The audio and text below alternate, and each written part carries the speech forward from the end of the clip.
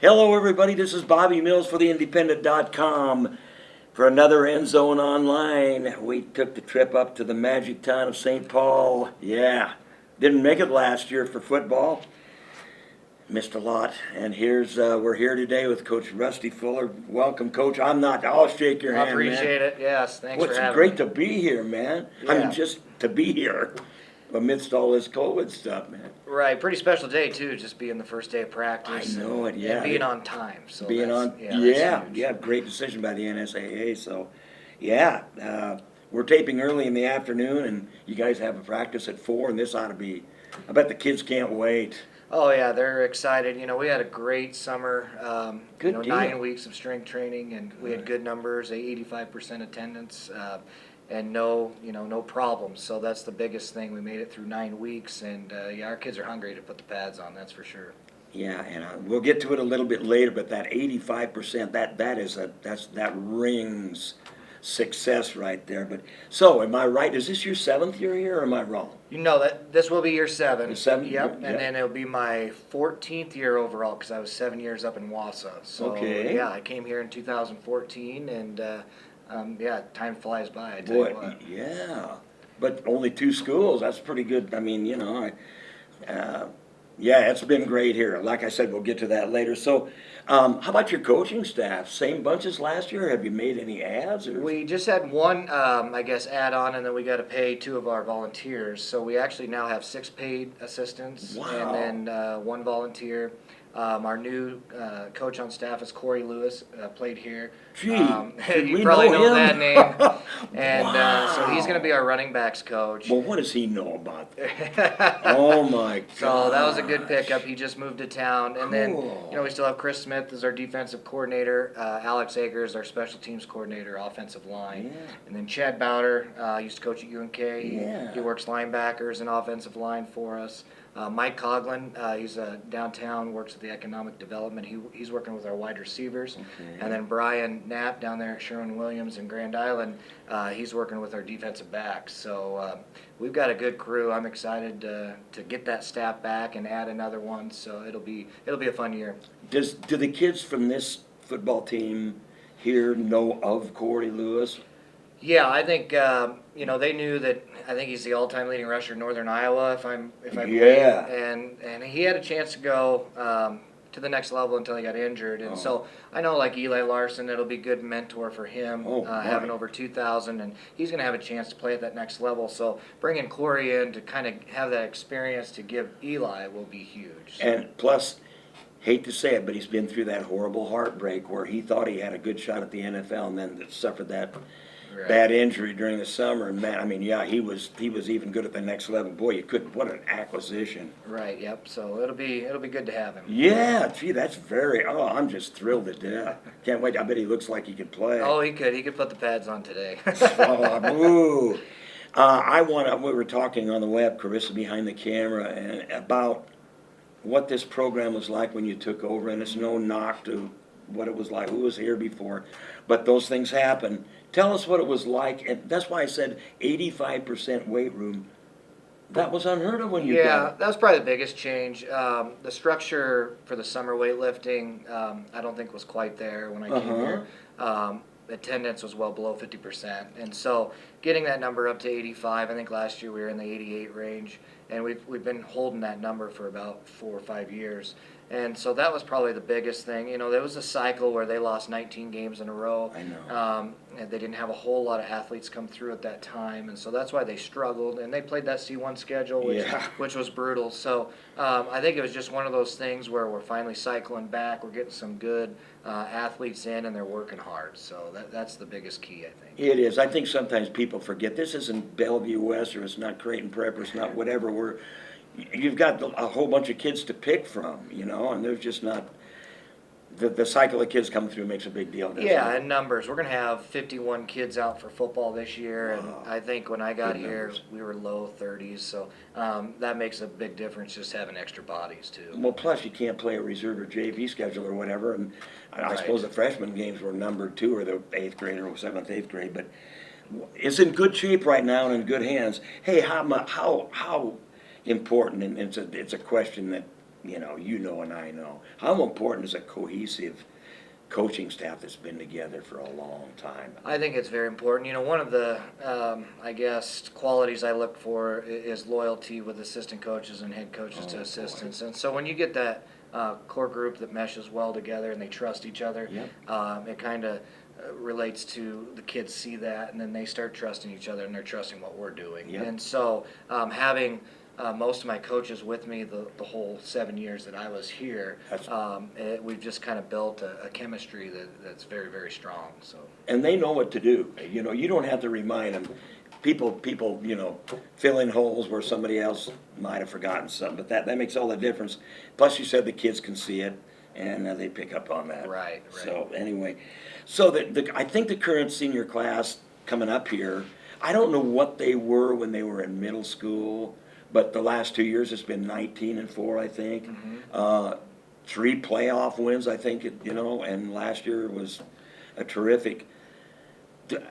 If this team would happen to get rated number 1 in the preseason, you think it'd bother them? Or do they expect things like that? I think they know with the amount of experience coming back from our semifinal team last year that the goals and the expectations are very, very high, amongst the community and amongst the team and school. And so, getting a top 5 rating, I don't think they'll be surprised. I think they'll welcome it. It's just they know going up into a new class, it's going to be challenging every week. And as long as our kids stay humble, and I think they will, just because we have a great bunch of kids, and going off of that loss from Oakland Craig, it really was an eye-opener, I think, because we went through our first 11 games, and I don't think we had really a game within 2 touchdowns. No, and so, no. Having that loss was good for us because our motto this year is now unfinished business. Naturally. We've been to the quarterfinals, and we made it to the semifinals, so now we know, what the next step is we just got to get there. So. And it just seems to me like for the 7 years that you've been here, instead of rebuilding, kind of like at Northwest when we were talking, you reload because you've got the kids that have bought into the program now. And I know this bunch has been eyeballed by everybody since they were 8th graders, I suppose, as being can't wait till they're seniors. But anyway, schools get to be like that. How long do you think 7 years? Is that how long it takes to build something like that? Northwest is in a different situation. They've got a lot more kids. Right. I always say 3 to 5. Yep. I think anywhere in that, your expectation, your culture should be built within that first 3 years, and then the younger kids see that, and then they want to be a part of it, I think. And so once you can establish that, you're in good shape. And I know we've got a good senior class, but we've got a really good junior class too. Good. That, not a lot of people talk about just because how good our senior class is. But we're going to have 6 to 8 kids in that junior class that's going to have a lot of responsibility for us this year. So we're excited. Boy, is that good news! Wow. So tell me about your offense. I'm not talking about the real ins and outs of it, but what's it going to look like? I mean, basically the same as last year as far as personnel. I know one player that you'll miss, of course, but yeah, I mean, we're going to lose Jackson Seward, boy. And so that was a key running back position for us. So we're going to have to make some adjustments. We won't be able to run our wishbone, but we'll be able to run some option from different formations, whether it's I or split backs, and we're going to have a spread set for our tempo game, just because we've got a lot of skilled players that we can get in position with the Robleski kid and the Berkby kid and the Gravatt kid and obviously Larson. So we've got a lot of kids that we can get the ball into their hands in space. That'll be good for us. But I've always been an option guy. I got that from my dad. He's still running it. And so, we're going to focus on running the veer first, and then we'll kind of go from there.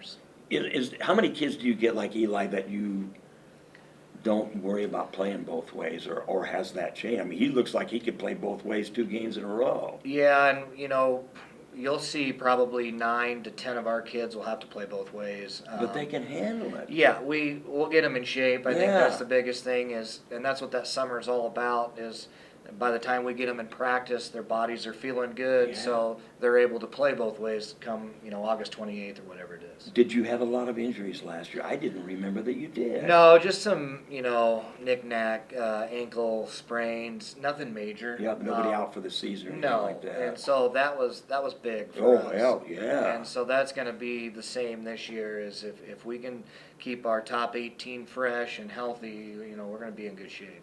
And I like that Rubaleski boy. Yeah, he's good. He never quits. No. Like on the basketball court too. That the kid just never. He's always going, man. I don't. When they're down, it doesn't make any difference to him.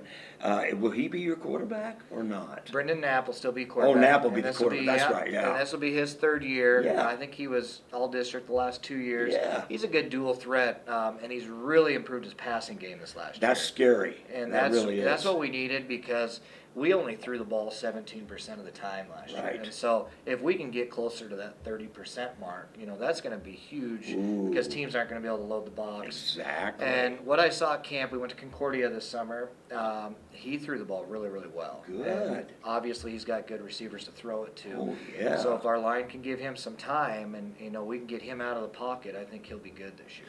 Boys, get St. Paul up to a 70-30 team. That's going to be. That would be That all would be right. really scary for the opposition. And defensively, same deal. How about the line? Big defensive line. Yeah. We'll still run our 4-3. D tackles Nathan Shear, Caleb Peterson, your 255 and 330. Don't call him a name and run. And then defensive ends, you got Dawson Fox, who's 6'6", 290 now. He put on 50 pounds and grew 4 inches over the last year. And so he'll be our strong side in. And then Logan Vogel, who's 6'4", 210, will be our open side in, or a buck in, we call him. And then, our middle linebacker, Eli Larson, he's all over the field. Oh. We got Trevor Dugan back at our outside linebacker position. We are going to move the Robleski kid to safety just because I want him in the middle of the field. Boy. And he's about 6'2", 6'3" now, so he grew a couple inches. And we've got that Gravatt kid, Hunter Gravatt, and Rylan Burkby that can play our corners. Yeah. And then Brendan will be the other safety. So we have to fill an outside linebacker spot where Seward played last year. Right. We did lose Tanner Maddox, but Gravatt will replace him. So we've got a couple options. There's a Klingon-Smith, Jackson Klingon-Smith. Yeah. His brother was Parker, played for us a few Sure. years back. Right. Caden Koshin's another option there. So we'll have a battle at that position, but if we can get that outside linebacker position filled, that's Ooh. going to be a huge, I guess, ingredient to our defense. I like the Rubaleski back there at safety. That's going to be. He'll cover some ground for And you. yeah, and I think that's probably where he'll play at the next level if he chooses football. Yep. He's, he could play basketball, but Good. he's getting a lot of attention at the safety position from Division II schools, so I could see him maybe playing that position. He could, yeah, what a Swiss Army knife. If that's not an overused cliche, but still, you get the point. But and that jump up to C1, so maybe it'll help, keep the kids grounded. I don't know. I don't know if I can see this bunch getting that overconfident or not. No, I think it'll be good for us. We need to be battle tested, so having that challenge every week, Yeah. and we are not going to have that blowout game at all. I mean, every single week it's going to be down in the nitty gritty, and it's going to be good for us because we need 4-quarter games. Yep. There was too many Yes. times last year, halftime, third quarter, and our starters weren't playing, so they weren't accustomed to that 4-quarter battle. And so we've got 4 teams on that schedule that'll probably be top 10 teams. Oh. And so we know that those are going to be 4-quarter battle games. And then we got 5 other games that it's not going to be a slouch. So Nope. it's going to be tough for us, but it's going to be something that we need. Yep, sounds good to me. And then tell us about your district. I can't remember. Is it Fillmore Central, Adams Central, Yep, and then- Wood River, Shelton? Yep, in Central City. Central City, who's always, Yeah, you never know. They're a scary team. We saw them at camp, and they're running their empty spread set, and they're throwing the ball all over the place. I'm sure. And that's scary because if they're on point, that's tough to defend. I think Adams Central, Central City would probably be the 2 teams that we'll be competing with Yep. for a district title.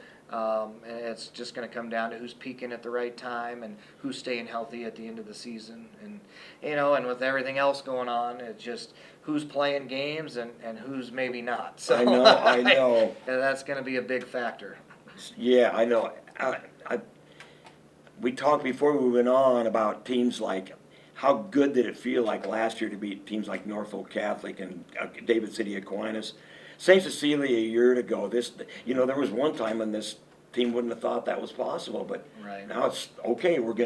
This is what we're gonna do. Yeah. And you've got Pierce, this next year, and heck, I'm sure they feel like they can compete. Yeah, I think the biggest game for us was that Aquinas one Oh, in the boy. quarterfinal round. I saw it. Just to see the look in the kids' eyes, how excited they were after that game. Oh, And I boy. know, setting that school record and getting to that semifinal round was another step for them to be excited about, but they were really pumped up to play David City Aquinas just because of the traditional Oh, that they boy. have. And, obviously Norfolk Catholic and Pierce, all of them are well coached, and that's why those teams are so good. And Yeah. so, yeah, it's going to be a test right out of the bat playing Pierce. I'm glad we have them at home. Yep. So, Yeah. Oh, yeah. It's better to. Yeah. yeah, but it'll be. I'm guessing they'll be a top 3 team in the state, so it'll be a battle for sure. Well, good way to open up and test the waters. Right. So, this is going to be a huge year, for St. Paul athletics, volleyball, football. How much of an extra step do you have to up in here? Now, I just heard we were talking about Grand Island Senior High is demanding that their team members wear a mask during competition. But Yeah. you go 20 miles north, it isn't the same thing here. No, I mean, I don't know why. I think every district's different. What we've done in the summer seems to be working. Getting through 9 weeks, we had 120 athletes, 24 athletes per session through. We did take temperature checks when they walked Sure. in the door. We had 0 temperatures over the 9 weeks with the 120 athletes, so that was huge. We are going to make them wear masks when they're in the locker room changing. Not a bad idea. Yeah. Yeah, and then when they're in close quarters, say if we're in a classroom and maybe they're within 3 foot of somebody, we're going to tell them, hey, it's not a bad idea to put them on. It's just going to be recommended in our school district. The football staff is really going to be pushing for those kids to wear them in those close quarters. If they're in the gym, if they're lifting weights, they're outside, we're not going to have them wear their mask. Yeah. But, they're going through the lunch line down the hallway. It's not a bad idea just to put them on, because we know that if you've got your mask on and Jimmy tests positive and you're sitting by him and you have your mask on, you'll probably be okay. That's right. Whereas Exactly. if you don't, that's where we can get in trouble. So I think we've done a really great job with the summer weight room, and then just keeping everything sanitized and disinfected. We have the kids wash their hands when they come in the door. They disinfect their hands, and then when they leave, they do the same thing. And they're wiping bars down. We wipe all the balls down after we get done with them. So Have to. we're staying on top of that, and we're just going to have to continue to do it. I know it's a pain in the butt, but It is. it's Yeah, something sure. that just another hoop you got to jump through to make sure that everybody stays safe and healthy. So. See, it's just not uniform all over the place, and you just do what you have to do in your area. But I don't think anybody's exempt from it, but some's worse than others, obviously, thinking about OPS. So how do the kids report as far as being in shape? As far as weights go, it's pretty tough, man. Yeah, we had a remote learning, it's called Platform Athletics weight training software, where the kids, when they were home in March, they could access at-home workouts through their phone app. Cool. And so I was able to track who was getting on, who was logging Well, their sure. workouts, Yeah. and then I can kind of see, okay, this person's probably going to be in decent shape coming in. This Sure. person hasn't really done much. And Hey, so don't think you can get away with anything, right. man. When I got them in June in person, it took about 3 or 4 weeks I before they started suppose. getting back into some sort of running shape. Well, what are you they're not gonna go run down that No. country. And I did it. I ran it at Dry River, but didn't help at all. You gotta do wind sprints and stuff. Yeah. Come on, man. It's football, not cross country. Yeah, so I'm just glad we got a full 9 weeks in. I feel like right now we're in pretty good shape. Good. So And which is, I'm glad we could come back June 3rd to do that. Right. So, what do you think about making it through the year? I mean, I hate to put you on the spot. Yeah. I think we're gonna do it. I think if anybody could, Nebraska could.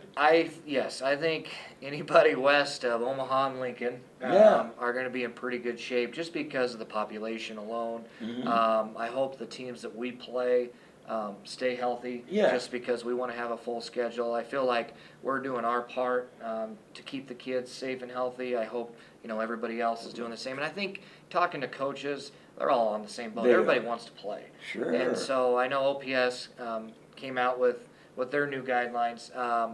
Luckily, we're not Class A, we're C1. I know. So I think C1 on down is going to probably be in pretty good shape. Class A and B, I think there's a lot of unknown. So.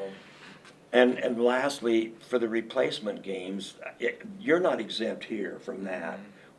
Would you play a replacement game? Especially, and I'm putting you on the spot, Right. but if I was a coach, I'd think, is this worth it? If it doesn't count toward, Yeah. maybe they changed their mind this morning, I don't know. No, it doesn't. It's a tricky question. I think you can look at it two ways. Where you're at in the season. Yeah. So say if we're game 9 and we Oh. might be 8-0 and this last game's not going to work, it doesn't count for anything, and we might be a little beat up. I might say, hey, let's take a bye week. Yep. Get ready for playoffs. Nobody Now, could blame you. If playoffs are canceled, let's play the game. Yeah. True. So, if my JV schedule gets canceled and I feel like my JV team can compete against this varsity team and I want to rest some of my varsity players, I wouldn't be, I would feel comfortable doing that. Well, that's another thought. Knowing that, Yeah. the points aren't going to matter. No. It's just a matter of letting kids play. Yes. And so it really depends on a couple different factors, I think. And where we're at in the season, how many games have we won? Is there going to be postseason play? Because if there's postseason play, I'd be more apt to say, hey, let's take a bye week and heal. Right. If there's not, and say my JV schedule gets canceled, let's play another game. And so, Who wouldn't be for that Right. if that would happen? yeah, and I think, so I couldn't really answer that right now. I kind of wait You and see. can't, and I don't know what the NSAA is going to do about that. I think there's going to be some people that say these games should count. Right. Maybe at the A level. I don't know how much. Hopefully not at this level. Everybody wants to play, and it looks like everybody's in pretty good shape, like you say, west of Omaha. So, hey, it's been great talking to you, boy. This is just going to be so exciting up here. I appreciate it. Oh man. Yeah, we're ready to go. I'm just ready to get back to some normalcy a little bit with football practice. So. I know it's going to feel so good after this first one, man. So, Godspeed, number one, and good luck this year. Thank you. I don't know that you'll need it, but man, it's going to be great. Yep. We'll be back up here, not to do another Endzone online. Well, who knows? But I'll be back up here to a football game. I'll guarantee you that, Coach. Sounds great. So for Coach Rusty Fuller, Bobby Mills here, Carissa behind the camera. It's been fun up here in St. Paul. Good luck, Wildcats, this year, and I'll see you again with Endzone Online next time around.